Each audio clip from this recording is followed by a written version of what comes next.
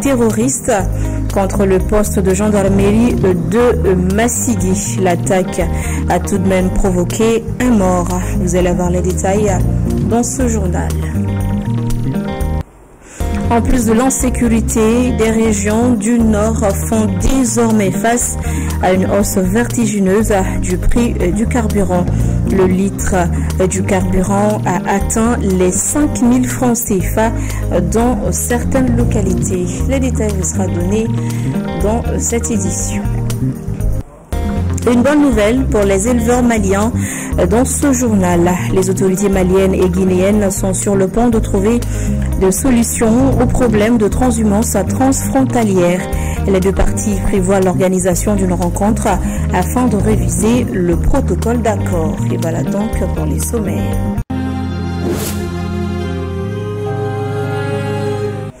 Bonsoir à tous et bienvenue dans ce journal sur la télé Totalement Vôtre.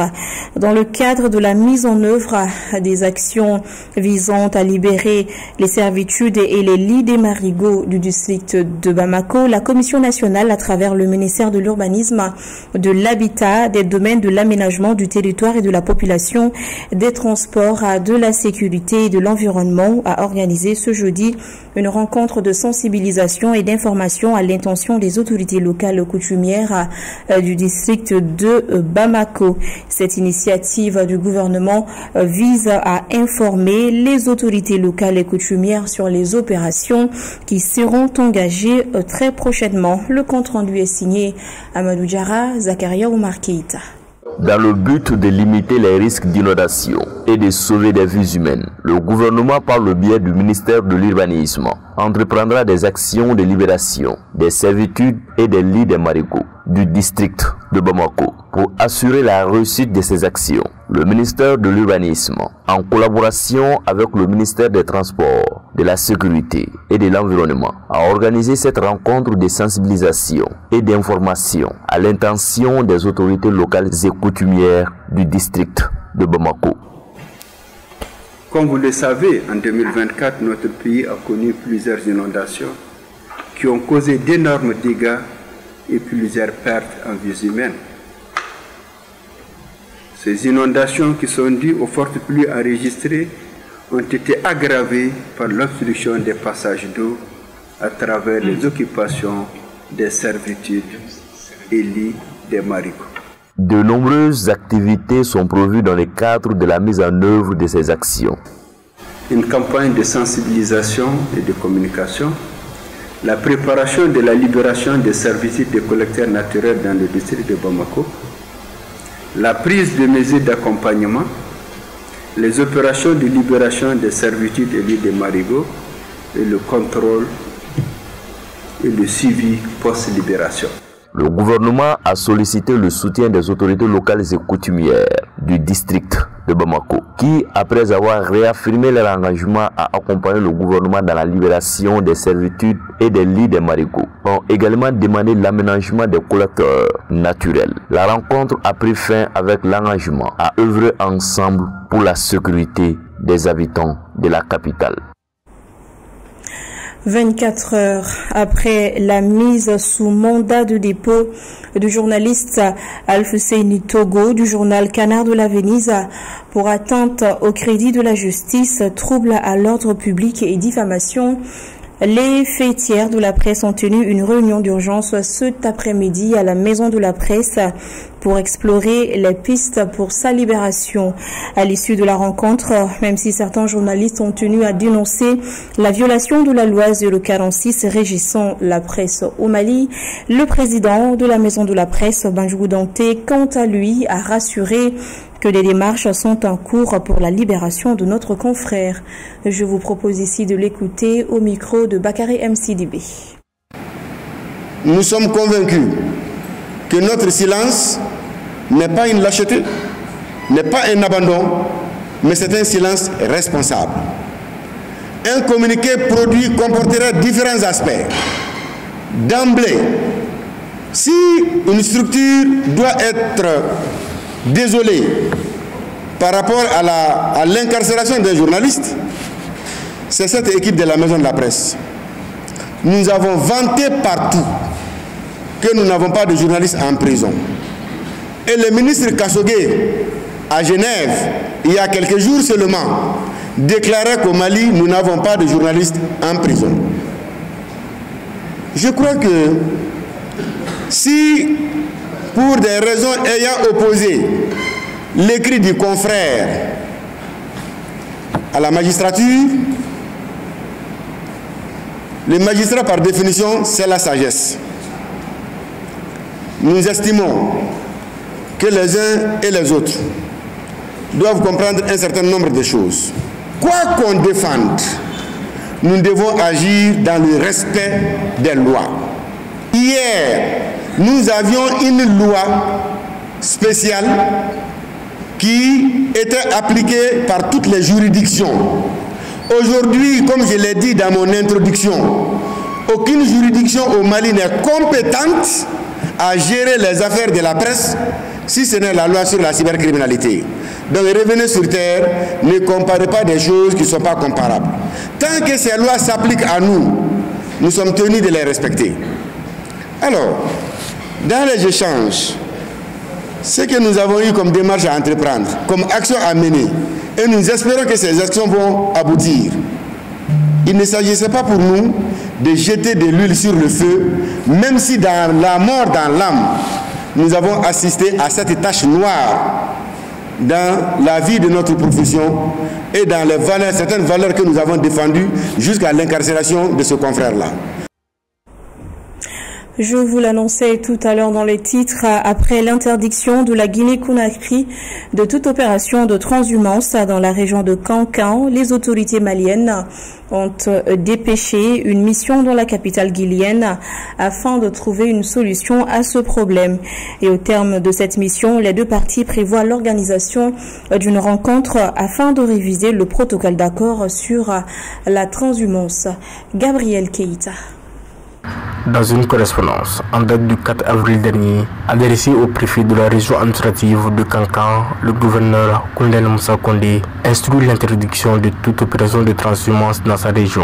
2 jours après cette décision des autorités guinéennes, une mission malienne a fait le déplacement à Conakry afin de trouver des solutions de transhumance transfrontalière. L'information a été donnée lors du Conseil des ministres dernier.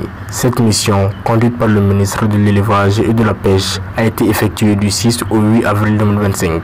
Les échanges avec les autorités guinéennes sur la question ont permis de désamorcer la tension. Dans un communiqué conjoint, le Mali et la Guinée ont appelé au calme et à l'apaisement et s'y sont convenus entre autres du recensement des éleveurs maliens résidant en République de Guinée ainsi que leur bétail, de l'organisation à partir du 23 avril 2025 d'une rencontre des cadres des deux pays pour la révision du protocole d'accord, de la réalisation d'un projet transfrontalier pour l'aménagement d'espaces pastoraux et de l'opérationnalisation du comité de suivi du protocole d'accord. Le désamorçage de cette situation est salué par les acteurs du secteur de l'élevage qui invitent les autorités des deux pays à s'impliquer davantage pour mieux cadrer la transhumance transfrontalière. Le poste de gendarmerie de Massigui dans la région de Dioïla a fait l'objet d'une attaque terroriste ce jeudi. Et grâce au professionnalisme des forces de défense et de sécurité, on ne déplore qu'une seule victime. Alamakou Diabaté nous en parle. Des individus lourdement armés et non identifiés ont attaqué le poste de gendarmerie de Massigui dans la région de Dioïla hier jeudi. Elle est intervenue en plein jour aux alentours de midi. Selon un bilan provisoire, l'attaque terroriste a entraîné la mort d'un gendarme et blessé des civils. Grâce à la promptitude des forces de défense et de sécurité, les assaillants n'ont pas pu atteindre la ville de Massigui. Aussitôt, une opération de ratissage a été lancée par les forces de défense et de sécurité maliennes dans la zone afin de retrouver les assaillants. Les autorités locales ont appelé la population à la vigilance et à collaborer avec les forces de sécurité pour identifier les auteurs de cette attaque. Par ailleurs, le conseil communal de la jeunesse de Kalabankoro, en collaboration avec la sous-préfecture de Kalabankoro et la présidente de l'association des promotrices d'écoles privées du Mali, a organisé une cérémonie à l'honneur du directeur sortant de l'académie d'enseignement, du percepteur sortant de la sous-préfecture et du nouveau directeur de l'académie d'enseignement de Kalabankoro. C'était ce jeudi 10 avril 2025 dans les locaux de la sous-préfecture, en présence de plusieurs personnalités de la commune et de nos deux reporters, Awasanogo, Ibrahim Daou. Voici leur compte rendu. L'objectif de cette cérémonie, selon les organisateurs, est de rendre hommage au DAE sortant Alpha Mahaman et le percepteur de la sous-préfecture Mamadou Sangaré pour service rendu à l'arrondissement de Kalabankoro. Au nom de la jeunesse et au nom de tous mes camarades ici, présents, ailleurs, nous leur souhaitons un bon départ et un bon mandat dans le futur à venir. Recevez nos sincères salutations et des salutations particulières à l'endroit du DAE. Aujourd'hui, Kalabankoro a le drapeau du premier national de l'examen du baccalauréat. Tout comme la jeunesse de sa circonscription, le sous-préfet de Kalabankoro a félicité ces deux cadres, plus particulièrement l'ancien directeur de l'académie d'enseignement de Kalabankoro, pour son engagement et sa contribution au développement de l'école malienne.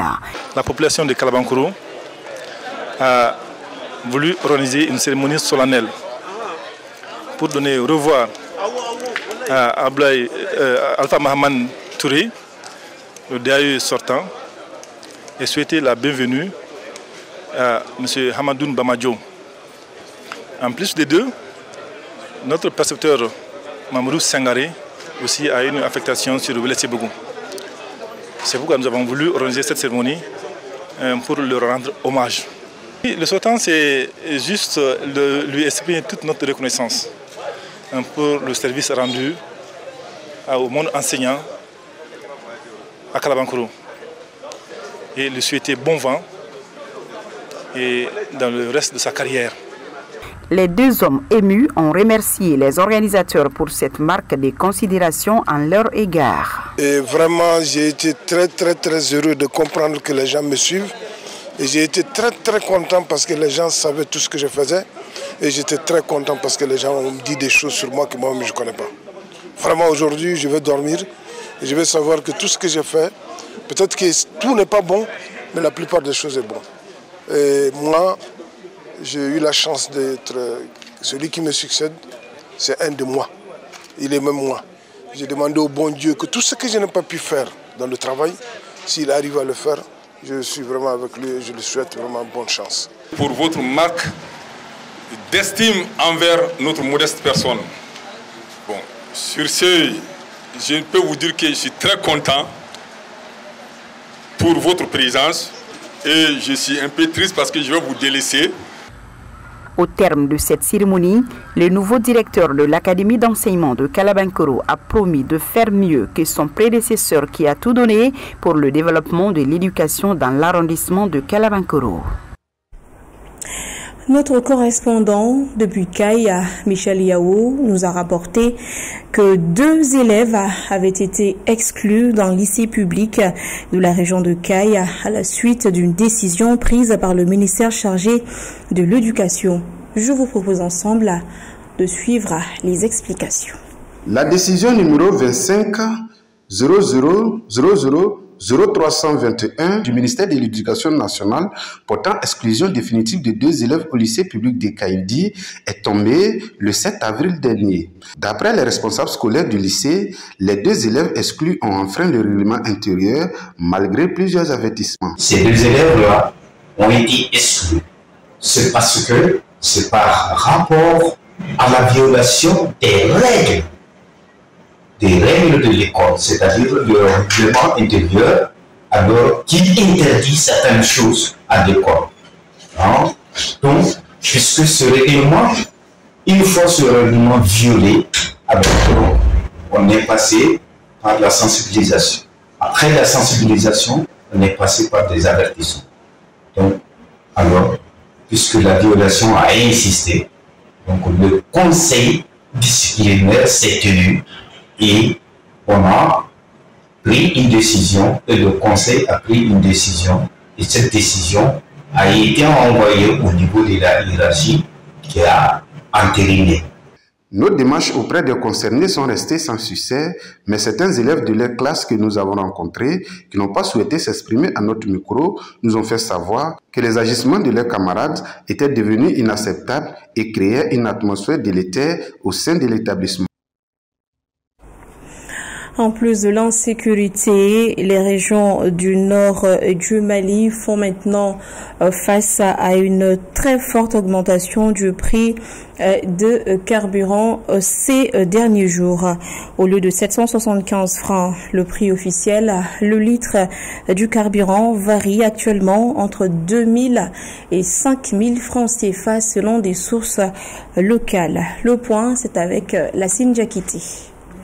Selon nos confrères du studio Tamani, le litre d'essence qui coûtait 1400 francs CFA le mercredi dernier est passé brutalement à 1700 voire 2000 francs CFA chez certains vendeurs à Gao hier jeudi. Cette hausse, selon les consommateurs, précise à la même source, a surpris tout le monde. En réaction, le directeur régional du commerce est monté au créneau. Il a exigé le respect du prix officiel, 775 francs CFA le litre. Des numéros verts ont été mis à la disposition de la population pour dénoncer les abus, notamment le cas de rétention des stocks. L'administration promet des contrôles et des sanctions aux contrevenants. À Tombouctou, selon certaines sources locales, le litre d'essence est vendu entre 2000 et 3000 francs CFA. Ça serait encore pire à Menaka, puisqu'on parle de 5000 francs CFA pour le litre d'essence. Et voilà, cette édition est terminée. Merci à tous ceux qui ont contribué à sa réalisation. Un grand merci à vous également de l'avoir suivi. Demain, vous serez avec Emmanuel Koulibaly et quant à moi, j'aurai le plaisir de vous retrouver à la semaine prochaine. Bonsoir et à très vite.